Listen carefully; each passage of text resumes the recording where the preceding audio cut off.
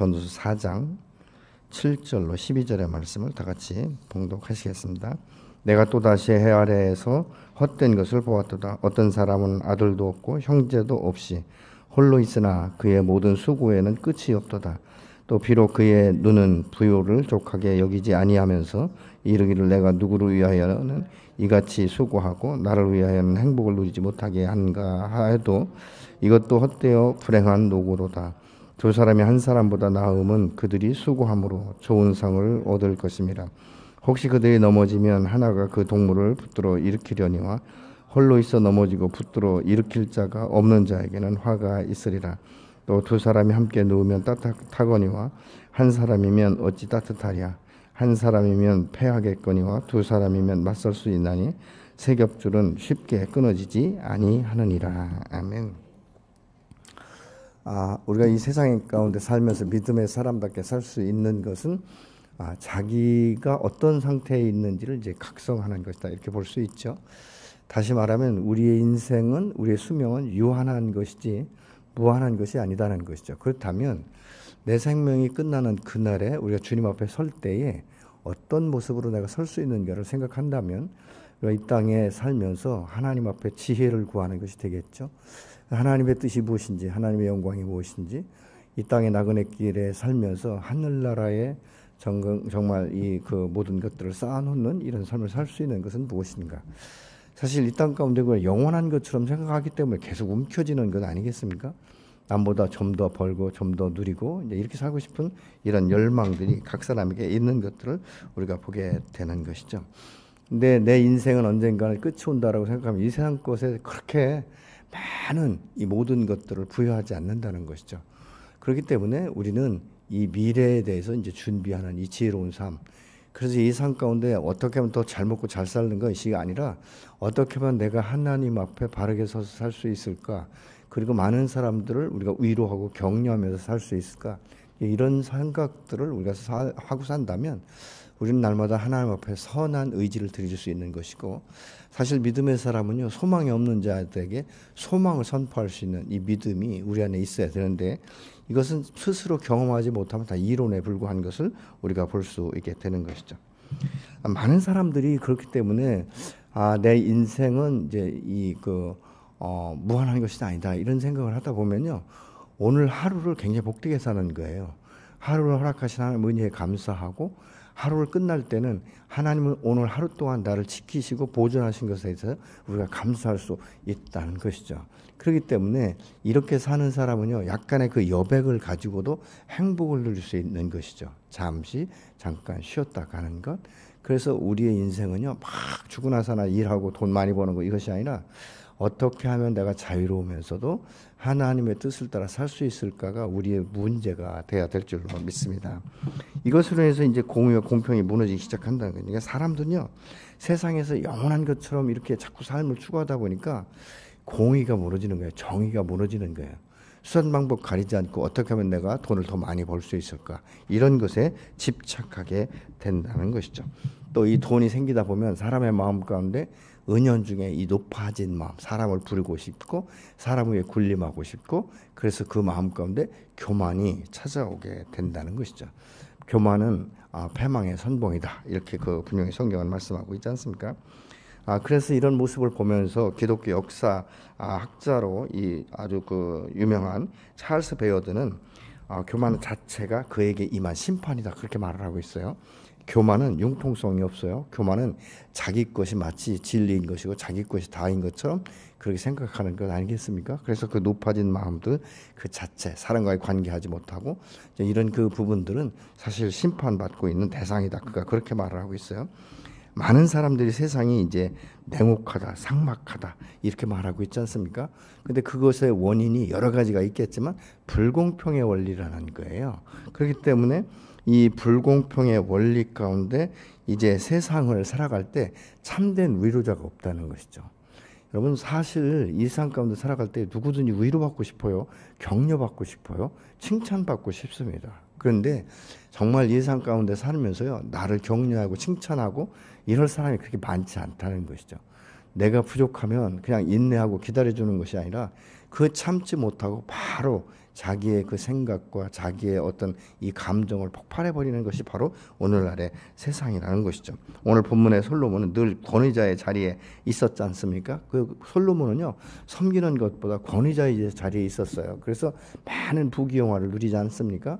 그러면서도 인생이 무엇인가를 참 많이 고민하고 생각했던 사람 중에 한 사람인 것을 우리가 보게 되는 것이죠. 그런데 가만히 자기가 살펴보니까 이 학대자들의 그 모습을 보면서 그 학대자의 위치에 있음에도 자기가 보면 진정한 위로자가 없었다, 이렇게 지금 말하는 것을 보면 권력과 이 권위자 안에도 외로움이 있다는 거예요.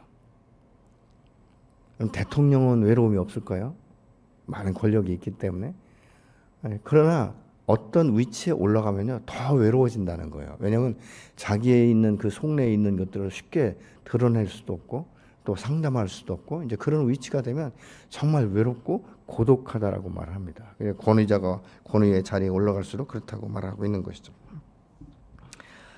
그래서 이 세상을 돌아볼 때 모든 사람들이 위로자가 필요하다라는 것을 이 솔로몬이 깨달았다라고 말을 하고 있지 않습니까? 그래서 오늘 보면 1절을 같이 세번역 성경을 보시겠습니다.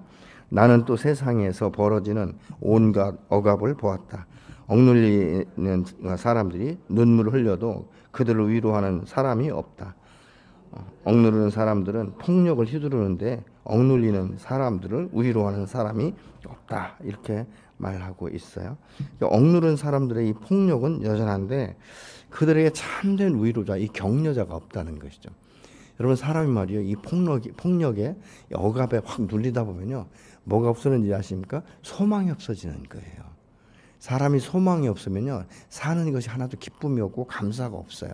그리고 미래에 대한 이 소망이 없는 사람들은요, 새로운 것들을 발견하려고 하지 않습니다. 그냥 이런 대로 그냥 살다가 그냥 빨리 죽었으면 좋겠다, 이런 그 마음들을 갖게 되는 것들을 우리가 보게 되는 것이죠. 그러면 누가 우리를 위로할 수 있는가 생각해 보면요, 친구라는 거예요. 참된 친구가 누구인가, 이렇게 이제 말하고 있지 않습니까? 그래서 이 친구라는 것은 오랜 시간을 두고 사귀어서 이 벗이다, 이런 의미를 갖고 있지 않습니까? 그래서 런던 타임즈에서요, 이 친구에 대한 정의를 이제 공모한 적이 있다라고 말을 해요. 근데 그 중에 이런 대답이 나왔다고 합니다. 친구도 이제 아내도 명예도 건강도 모두 떠날 때 묵묵히 찾아오는 사람, 그 사람이 진정한 친구다, 그렇게 말을 하고 있어요. 근데 사실은요, 진정한 친구는요, 막 이렇게 그 사람이 뭐가 어려울 때 그 원인을 캐려고 하지 않는다는 거예요.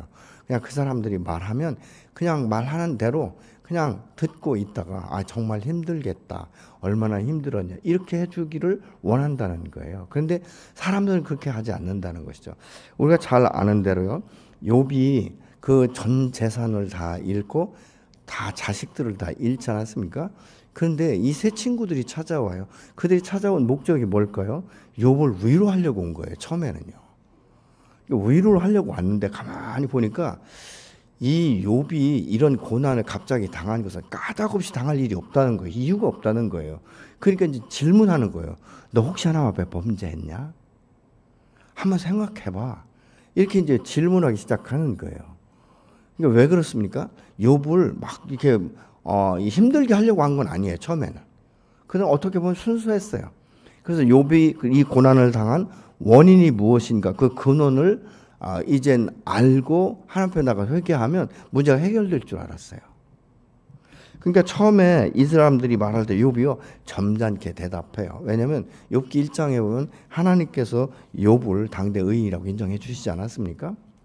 그렇기 때문에 욥은 정말 주신이도 하나님이며 거두신이도 하나님이다, 이 모든 주권은 여호와께 있다라고 처음에 말을 그렇게 시작합니다. 근데 계속적으로 얘기하는 거예요. 하나가 말하면 또 그 다음에 두 번째가 말하고 세 번째가 말하고, 그러니까 욥은 세 사람을 1대3으로 지금 대답을 해야 되는 거예요. 근데 여러분, 암만 의로워도 그렇지 얼마나 아프겠습니까? 얼마나 고통스럽겠어요? 얼마나 슬프겠어요? 아무 말 하지 않고 그냥 손잡아주고 힘들겠다, 이 말 한마디면 되는데, 너 혹시 죄 짓지 않았냐? 혹시 내 자식들 중에 죄 진 사람 없냐? 이렇게 자꾸 파고드니까 나중엔 욥이요, 너무너무 고통스러우니까 나 그렇게 안 타니까 너희도 알잖아. 내가 어떻게 하나님을 섬겼는지. 이제 이 말이 통하지 않은 거예요. 그러니까 욥이 나중에는요. 차라리 죽어서 사산됐으면 좋았겠다. 내가 출생의 날이 없었으면 좋았겠다. 이렇게 말하는 거예요. 그러니까 처음에는요. 이 사람들을 대면했지만 나중에 그게 뭐예요? 하나님을 원망하는 거예요. 하나님 왜 나를 이렇게 생존하게 하셨어요? 이런 고통을 당할 바에는 차라리 모태에서 조성돼서 사산돼서 나왔으면 좋잖아요. 이런 질문 이렇게 대답을 합니다. 그런데도 이 친구들은요. 계속적으로 말하는 거예요. 여러분 사람이 너무 힘들어하면 질문하다 말아야 되잖아요. 그게 눈치 아니에요? 그게 지혜자가 아닙니까? 근데 욥이 이렇게 말을 해도요. 더 혹독하게 질문하는 거예요. 왜요? 이게요. 자기들은 죄가 없어서가 아니에요. 남의 것은 너무 잘 봐요. 남의 눈에 있는 티끌은 보이는데 자기 눈에 있는 들보는 못 보는 거예요. 역으로 말이죠. 욥이 이 친구들에게 너희는 어떻게 섬겼냐라고 질문했으면 뭐라고 대답했을까? 이런 생각이 들더라고요. 여러분 누가 와서 계속 이렇게 얘기할 때 여러분 어떻습니까? 네가 나를 아냐? 내가 당한 고통을 네가 알겠냐? 이렇게 반문하고 싶은 마음이 생기잖아요. 그래서 어떤 때는 내 집에 오지 마 그런 말 하려면 이렇게 이제 우리가 이야기할 때도 있지 않습니까? 근데 그렇게 욥이 막 하다 보니까 나중에는요. 욥이 자기 의의가 막 올라오기 시작하는 거예요. 내가 어떻게 살았는지, 내가 하나님 앞에 어떻게 행했는지 막 자기 의의를 나타내는 거예요. 그러니까 그때 여호와 하나님 찾아오시잖아요. 욥이 그 순간 얼마나 많이 울었을까 생각이 돼요. 얼마나 많이 고통스러웠을까. 자기를 위로하고 격려할 줄 알았던 친구들이 찾아와서 오히려 자기의 그 속을 막 후벼 파니까 나 그렇게 하지 않아도 슬픈데 그렇게 하지 않아도 고통스러운데 말은 내가 주신 이도 하나님 거두신 이도 하나님이라고 말했지만 여러분 하루아침에 전 재산 잃은 건 괜찮아요. 재산도 모을 수 있어요. 자식을 다 잃어버렸잖아요. 여러분 자식을 품에 이 품고 아픈 고통은요 말로 표현할 수 없어요. 저희 어머니가 그 말씀하시더라고요. 홍역하다 다 죽었는데 하루에 둘이 어머니 무릎에서 죽었다는 거예요. 지나간 세월이니까 그렇게 말씀하시지. 여러분 말이 그렇지 하루에 자식 둘이 양쪽 무릎에서 죽는데 그 부모의 심정은 어떻겠어요. 말로 표현할 수 없는 것 아니겠습니까? 근데 욥은 모든 자녀들 다 잃어버렸잖아요. 근데 후벼 파는 이 친구들을 볼 때 아마 꼴도 보기 싫다 이런 말을 하고 싶었을 거예요. 근데 여호와 하나님께서 와서 말씀하셨잖아요. 그러니까 욥에게 말하는 거예요. 내가 창조주의 원리를 아냐? 그 마음을 아느냐? 이렇게 질문하시잖아요. 그러니까 이 욥이 여호와의 그 얼굴을 대면하고 나서 마음이 확 바뀝니다. 어떻게 바뀌는가? 욥기 42장 5절 보시겠습니다. 주님이 어떤 분이시라는 것을 지금까지는 제가 귀로만 들었습니다. 그러나 이제는 제가 제 눈으로 주님을 뵀습니다. 욥이 하나님을 만난 후에 새로운 소망이 생기기 시작하는 거예요. 하나님이 찾아오시지 않습니까? 여러분 우리가 외롭고 고통스러울 때 하나님 날마다 먼저 찾아오시는 줄로 믿으시기 바랍니다. 내가 찾아가는 것 같지만 아니에요. 하나님이 찾아오세요. 그래서 말씀하기 시작하는 거예요. 내가 누구냐? 내가 내 자식을 다 잃고 재산을 잃었을 때 내가 얼마나 고통스러운지 내가 알고 있다. 그러니까 욥이 그동안은 계속 귀로 하나님을 들었어요. 하나님 어떤 분인지 알았어요. 믿었어요. 근데 이 고난을 당하고 친구들이 와서 그렇게 하니까 다 미천이 다 드러난 거예요. 근데 여호와께서 찾아오셔서 대면할 때 욥이 말하잖아요. 그동안 내가 주님 당신에 대해서 귀로만 듣고 믿었는데 이제 내가 당신의 얼굴을 봅니다. 그러면서 자기 친구들을 용서하고 축복하기 시작합니다. 이것이 하나님을 진정으로 만난 사람들의 모습이라고 저는 믿습니다. 여러분 위로자가 필요한 것은 당연한데요. 여기서 말하고 있는 솔로몬이 말한 건 위로자에 관한 문제만이 아니에요. 더 중요한 게 뭔지 아십니까? 위로하고 격려하는 사람들이 없다는 게 세상이 너무 삭막한 거예요. 그러니까 뭐가 없어요? 공의와 정의가 상실된 것에 대해서 지금 솔로몬이 말하고 있는 거예요. 야, 이 삶 가운데 위로자도 없고 소망도 없고 그러니까 공의와 정직이 없는 이 시대구나 라는 것을 솔로몬이 지금 말하고 있는 것이죠. 이것에 대해서 한탄하고 있는 거예요. 이 압제와 무시를 당해도 누구도 이 공평과 공의의 잣대로 심판해 줄 자가 없다는 거예요. 판단해 줄 자가 없다는 거예요. 그러니까 억울함을 이해하고 위로해 줄 자가 이 세상 가운데 없다는 것이죠. 그러니까 차라리 내가 사는 것보다 죽는 게 더 낫다. 왜 정말 나지 않은 자가 더 복되다고 죽은 자들이 더 좋다고 하는 거. 왜냐하면 죽은 자는 이 고난과 역경을 현재로서는 경험을 안 하잖아요. 근데 더 한 발 나가서 뭐랍니까? 차라리 세상에 태어나지 않은 자들이 낫다. 왜요? 이 세상에 나와서 이런 고통과 고민과 이런 것들을 경험하지 않으니까 차라리 낫다라고 말하고 있는 거예요. 그러니까 얼마나 이때 당시에 공의와 정의가 무너졌는지, 그리고 누가 상처받았을 때 그를 위로하고 격려하고 소망 가운데 인내할 수 있도록 하고 함께 가주는 것이 아무도 없다는 거예요. 사람이요, 그냥 건강하고 먹을만하고 살만하면요, 그 외로움이 덜해요. 근데 정말 힘든 게 뭔지 아십니까? 나는 정말 힘든데 힘든다라고 말을 할 사람이 없고 들어줄 사람이 없는 거예요. 얼마나 힘들겠습니까? 여러분, 이 세상 가운데 소망이 없는 이 세상은요, 막막한 거예요. 여러분 어떻습니까? 여러분 안에 소망이 있으십니까? 소망이 있으면 인내할 수 있어요. 왜요? 그 소망이 언젠가 이루어지기 때문에.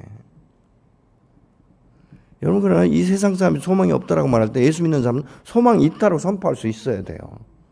왜 그런지 아십니까? 내 하나님은 살아계시고 내 하나님은 전능하시고 그 하나님이 이 문제들을 반드시 통과하게 하실 것이기 때문에, 내게 깨달음을 주실 거기 때문에, 내게 지혜를 주시기 때문에, 내게 인내할 수 있는 힘과 능력을 주시기 때문에 감당할 수 있는 것 아니겠습니까? 여러분 한번 돌려서 생각해 보세요. 여러분은 위로자이십니까? 아니면 판단자가 되십니까? 사실은 이 위로자는요, 참된 그 권위자의 자리에 있는 사람들이 위로해 줄 때 큰 힘이 돼요.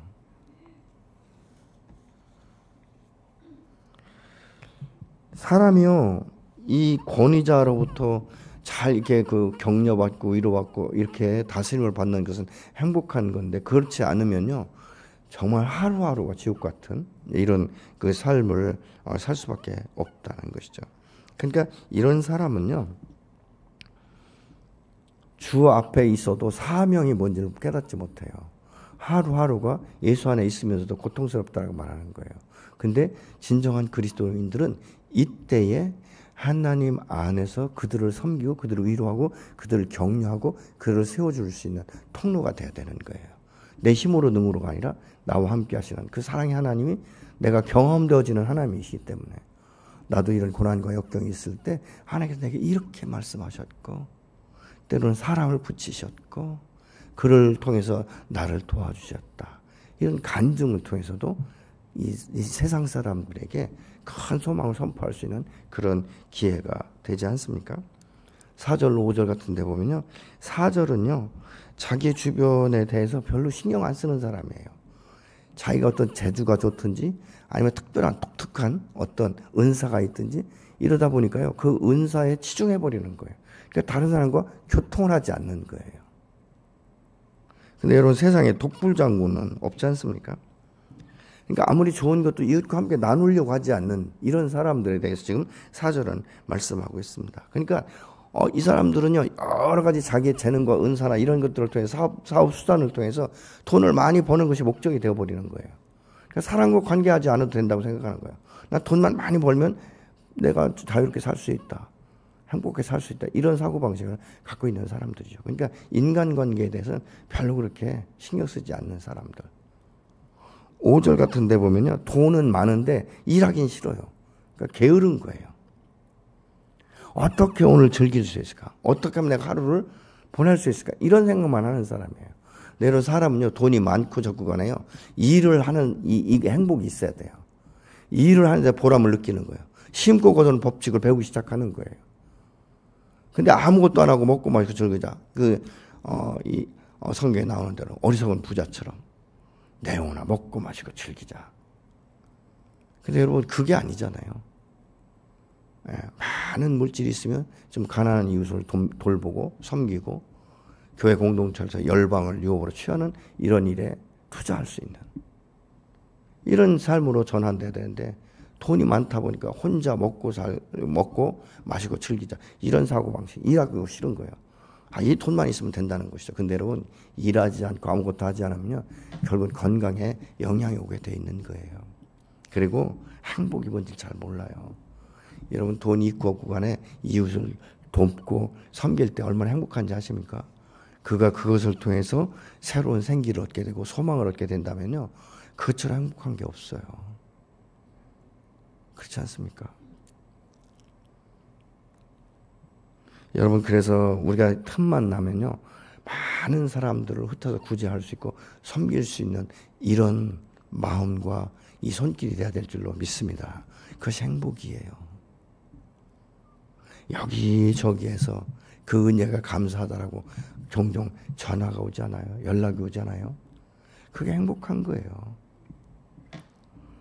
사람들 생각할 때 저건 예수 믿는다고 해서 수전노 같아. 돈밖에 몰라. 누구 하나 돌볼 줄도 모르고 누가 죽어도 아주 눈 하나 까딱하지 않는 사람이야. 여러분 이것은요 형벌이에요. 7절로 8절에도 보면 부모 형제도 없이 혼자 있지만 그의 수고는 끝이 없다는 거예요. 날마다 죽도록 일하는 일 중독자처럼 사는 것. 그게 문제의 원인이라는 것이죠. 근데 내가 벌 수 있는 데까지 번다는 거예요. 건강할 때 벌 수 있는 데까지 최대한 벌려고만 하는 거예요. 근데 여기서 부모도 없는 것처럼 이것이 아니에요. 부모는 있으되 돈 버는데 치중을 하다 보니까 부모고 자식이고 별 관심이 없는 거예요. 오죽하면 일중독자라고 말하겠습니까? 어떤 분들은 그래요. 나는 일할 때처럼 편하고 좋은 때가 없다. 근데 여러분 한번 일하는 것이 편하고 좋을 수는 있지만요. 그 밤낮 쉬지 않고 일한다고 생각해 보세요. 기계도 달아요. 그렇게 하면. 그렇지 않습니까? 근데 일에 치중하다 보면요. 무엇을 가장 쉽게 잃어버리는지 아십니까? 하나님을 잃어버리는 거예요. 왜요? 하나님과 교통하고 하나님 앞에서 하나님의 뜻을 구할 수 있는 시간들이 없는 거예요. 그러니까 파김치가 되어가지고 집에 들어와서 씻고 겨우 자고 아침에 일어나면 또 출근해야 되고 이러다 보니까 일의 모든 것이 우선순위가 가는 거예요. 모든 생각이 일 쪽으로 가는 거예요. 근데 하나님께서 우리를 이 땅 가운데 보내실 때 그렇게 살으라고 보내신 거 아니잖아요. 너는 가서 기계처럼 일하다가 그냥 때가 되면 와라. 이렇게 말씀하시는 분이 아니잖아요. 하나님과 동행하고 하나님과 보타고 하나님과 동역자가 되고 하나님 어떤 분이 이 땅 가운데 알리기를 원하시는 것이 하나님의 뜻 아니겠습니까? 이걸 구분할 수 있는, 이 분별할 수 있는 지혜와 이것을 하나님과 교통하고 소통하면서 하나님의 뜻이 무엇인지를 하나님의 마음이 어떤 것인지를 알아가는 것. 이게 굉장히 우리에게 주신 사명이며 은혜요 축복인 줄로 믿습니다. 이것이 저와 여러분 안에 이루어져야 되는 것이죠. 여러분 일은 끝이 없어요. 그래서 여러분 어떤 때는요. 그 하루의 일을 마감해서 12시까지 일하시는 분도 있어요. 교통정리하시는 분 계세요. 그럼 내일은 일이 없나요? 똑같아요. 그러니까 이들의 고백이 뭔지 아십니까? 피곤해 죽겠다. 너무 힘들다. 아무것도 하고 싶지 않다. 그런데 아침만 되면 또 일하기 시작하는 거예요. 그게 아니고 여러분 믿음의 사람은 행복하다는 말을 해야 돼요. 하나님은 나에게 하루를 또 다시 허락하셨구나. 너무 감사하다. 내가 오늘 무엇을 통해서 하나님의 영광을 드러낼 수 있을까? 이런 생각을 해야 되잖아요. 내가 누구를 만나서 복음을 전할까? 이런 생각들을 해야 되지 않겠어요? 일은요 보니까 죽을 때까지 해도 끝이 없더라고. 요즘에 젊은이들에게는 문제가 뭐냐면 쉽게 돈을 벌려고 해요. 그러니까 힘든 일을 안 하려고 해요.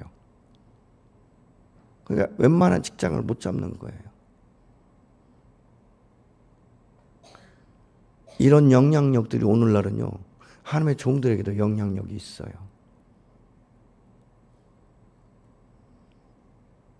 하나님의 종은요. 살든지 죽든지 하나님 앞에 모든 걸 의탁해야 되는데 요즘엔 조금 그런 것들이 사역은 하되 그 돈 갖고는 못 사겠다 이런 생각들을 하는 분들이 가끔은 있어요. 근데 어떻습니까? 성도들은 안 그런가요? 여러분 주일날 예배 한번 딱 드리고 그냥 땡 나머지 공예배는 이 다른 이 세상적인 일에 전력 질주하고 있지는 않습니까? 여러분들 왜 내가 정말 힘들다 피곤해 죽겠다 이 언어들을 왜 해야 됩니까? 전도를 너무 많이 해서 그렇습니까? 하나님의 일을 치중해서 그렇습니까? 거의 다 세상 일이에요. 사실은요 세상 일을 하지 말라는 게 아니라 세상 일을 해도 기쁨이 있어야 돼요. 그 작은 소득에도 우리가 감사할 수 있어야 되고요. 이 모든 것들이 하나님께로부터 왔다는 것을 알고 은혜를 기억하며 감사하는 삶이 돼야 돼요. 그럼 일이 즐거워요. 기쁨이 되는 거예요. 근데 그렇지 않으면요 일 자체가 무섭고 어쩔 수 없이 하는 거예요. 왜요? 먹고 살기 위해서는. 이런 것들이 되어버리는 것이죠. 우리는 예수 안에서는요 어떻든 무슨 일을 하든지 기쁨이 있어야 돼요. 감사가 있어야 돼요. 소망의 선포가 있어야 될 줄로 믿으시기 바랍니다. 그래서 믿지 않는 사람들이 볼 때 저 사람은 저렇게 어려운 가운데도 뭐이 그렇게 좋아서 감사하다고 하나, 뭐 그렇게 좋아가지고 웃나. 근데 그 비밀이 뭐죠? 여호와의 손길이 내게 있고 여호와가 나와 함께 하시고 그분이 나의 아빠가 되시고 내 인생을 책임지시기 때문에 지금부터 영원까지 함께 하신다는 확신이 있기 때문에 기쁜 것 아니겠습니까? 똑같은 시간 똑같이 사는 것이라면 우리가 무엇을 해서 살 것인가 어떻게 살 것인가를 우리가 선택하고 결정해야 될 줄로 믿습니다. 그래서 주님 말씀하시는 거예요. 이 솔로몬이 오늘 또 9절로 12절에 보면 혼자 사는 거 그거 복되지 않다. 집에 누워서 혼자 눕는 것보다 함께 눕는 것이 좋다. 이렇게 말하고 있지 않습니까? 행복은 뭐예요? 서로 대화할 수 있는 대상이 있어야 돼요. 서로가 서로를 격려할 수 있는, 서로가 서로의 마음을 이해해 줄 수 있는 이런 것들이 있어야 되는 것이죠. 그럴 때 삶의 기쁨이 있는 것 아니겠습니까? 두 사람이 함께 한다는 이 의미는요. 한 쌍이다. 한 짝. 하나됨. 이것을 의미하고 있어요. 둘이 연합하여 동거한 것이 어찌 그리 아름다운 거. 그렇지 않습니까? 여러분 하나님이 독차하는 것을 하나님이 보시니까 너무 외로운 것 같아요. 당신과는 교통하지만 이 사람이 홀로인 게 너무 힘들어 보이는 거예요. 그러니까 아담을 잠들게 하시고 그 갈빗대를 취해서 돕는 배필자, 동역자를 보내주잖아요. 둘이 하나가 되게 하시잖아요. 여러분 신앙생활도 혼자 외톨이로 하는 것은요 너무 힘든 거예요. 그래서 누군가 나를 위해 주에서 기도해 줄 수 있고 내가 힘들 때 나를 붙잡아 줄 수 있고 때로는 너무 뭐 할 때 그냥 밥이라도 한 테 사주고 좀 차로 데리고 밖에 나가서 바람도 쐬주고 이럴 수 있는 사람이 필요하다는 거예요. 물론 여호와 하나님이 나와 함께 하시니까 그분과 소통하면 된다고 하지만 여러분 사람은 사람과 만나야 돼요. 감정과 감정이 통할 수 있는 사람이 필요한 거예요. 여러분 그래서 신앙생활도 혼자 하는 건 너무 힘들어요. 같이 할 수 있어야 돼요. 그래서 이 모임 공동체가 믿음의 공동체가 그래 필요한 것 아니겠습니까? 그래서 작은 이스라엘 목장이 더 필요한 거예요. 그래서 많은 사람들이 하나가 되려면 서로 이야기 듣기 어렵지만 이 소목장은 아주 작은 인원이기 때문에 서로의 이야기를 하고 서로를 격려할 수 있고 서로 위로할 수 있고 그래서 합심해서 공동기도 제목으로 중보해주는 이 위력이 얼마나 큰지 아십니까? 중보기도를 받아본 사람은 그걸 알아요. 제가 처음 개척할 때는요, 정말 힘들게 개척했어요. 몸도 뭐 이렇게 다 풀리지 않은 상태. 근데 저에게 가장 큰 힘을 주고 동역자가 된 분이 저희 큰 처형이에요. 제가 금식하고 보호식하다가 죽게 되니까 우리 큰 처형이 하나님 앞에 어떻게 서원했는지 아십니까? 하나님 강 목사님 데려가면 나도 죽습니다. 강 목사님 치유할 때까지 내가 음식을 먹지 않겠습니다. 제가 막 눈물이 나더라고요. 눈물이. 그냥 기도해주면 되는 거예요. 그렇지 않습니까? 아니 제부가 아프면 내가 기도한다. 그건 보편적으로 다 할 수 있는 얘기예요. 근데 살려줄 때까지 당신도 금식하겠다. 얼마나 제 마음에요. 눈물이 얼마나 났는지 몰라요. 그리고 제가 개척할 때 그 처형이 얼마나 많이 기도했는지 전 느껴요. 삶 가운데 느꼈어요. 외롭지 않은 거예요. 아, 내 뒤에 이런 사람도 있구나. 내 주변에. 여러분, 그래서 이 믿음의 공동체 안에서 홀로 생활하려고 하지 마세요. 같이 할 수 있는, 여러분의 마음을 나눌 수 있는 사람들을 만나는 것이 복인 줄로 믿으시기 바랍니다. 그것이 물론 상담은 목사한테도 그 사모한테도 할 수 있지만 그 상담이에요. 가장 친밀한 건 뭐예요? 같이 수평적인 관계에 있을 때 내가 어떤 말을 하든지 받아줄 수 있는 사람. 욥의 새 친구처럼 후벼 파는 것이 아니라 그대로 받아주고, 그래 힘들겠다, 내가 같이 기도하자. 말이 필요 없어요. 어떤 때는요. 그냥 들어주기만 하면 되는 거예요. 이런 사람. 근데 이런 사람을요, 내가 먼저 찾는 것이 아니라 내가 그런 사람으로 준비될 때에 나를 통해서 선한 영향력이 흘러가게 되는 줄로 믿으시기 바랍니다.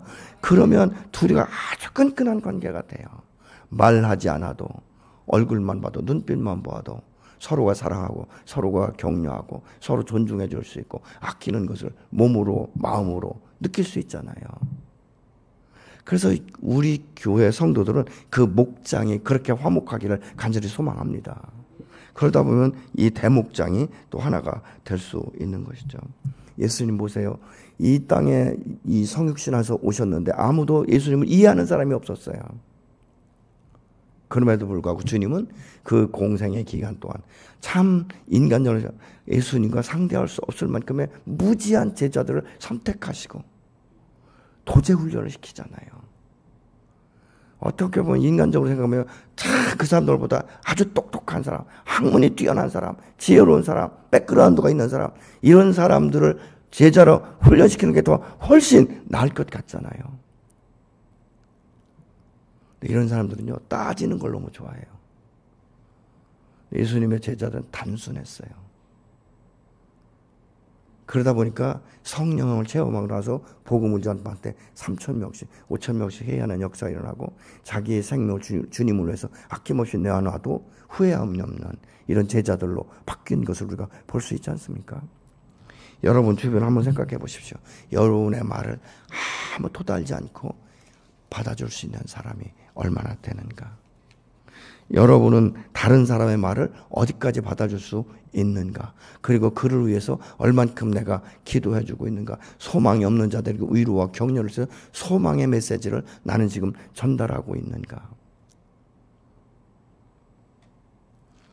여러분 이렇게 연합되면요, 그 삶이 확장되기 시작해요. 선한 영향력이 흘러가기 시작하는 거예요. 교회도 마찬가지죠. 여러분 대형 교회만 다 뭐 이렇게 열방을 유업으로 아니에요. 작은 교회들이 오히려 더 활성화시키는 교회들이 굉장히 많습니다. 영혼을 사랑하는 마음, 열방을 품는 마음, 이게 다 비전 아니겠습니까? 그리스도인이 그리스도인답게 사는 것은 혼자가 아니에요. 함께해요.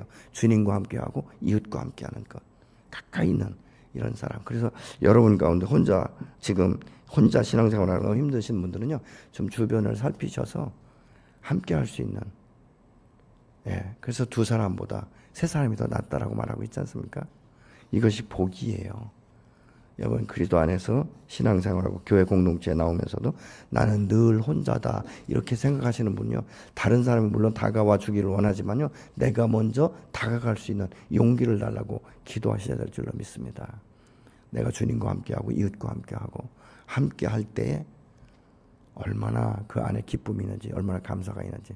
여러분 기쁨과 감사도 혼자 이거보다는 그 기쁨을 함께 나눌 때 얼마나 이것이 행복한지 말이죠. 그 진정한 친구, 진정한 벗은요, 다른 사람이 감사할 때 나도 감사하잖아요. 또 내가 그를 위해 중보해주고 그것이 응답됐을 때 얼마나 내 일처럼 기쁘지 않아요? 아, 내가 기도했더니 응답이 되는구나. 사실 하나님을 경험할 수 있잖아요. 솔로몬은 자기가 사실은 막 억제를 받는 사람이 아니라 다스리는 사람이었어요. 지배하는 사람이었어요. 근데 인생을 살핀 거예요. 얼마나 솔로몬이 지혜롭습니까? 그런데 많은 사람들이 헛된 일에 자기의 삶을 들이다라는 것이죠. 기술이 조금 있다고, 돈이 많다고, 다른 사람들을 애면하고 관계하지 않고, 그냥 일중독자가 되어버리고 이거 아니다라고 지금 솔로몬은 말하는 거예요. 이렇게 억울한 자들 위로할 사람도 없고 격려할 사람도 없고 소망이 없다라고 말할 때 소망을 불어넣어줄 수 있는, 그를 다시 일으킬 수 있는 이런 메시지를 전달해주는 사람이 없는 것, 이 세상을 볼 때 공의와 정의가 없는 이 세상을 볼 때 솔로몬이 너무 아팠던 거예요. 지금 이 전서 4장을 통해서 솔로몬은 그것을 말씀하고 있는 것이죠. 여러분, 오늘 또 우리가 주님 앞에 나가서 정말 주님 앞에 나는 소망이 있는가? 그 내 주변에 나의 동역자, 나의 벗은 얼마나 되는가? 없으면 만들어야 되지 않겠습니까? 돈 써가면서 하도록 만들어야 되는 것이죠.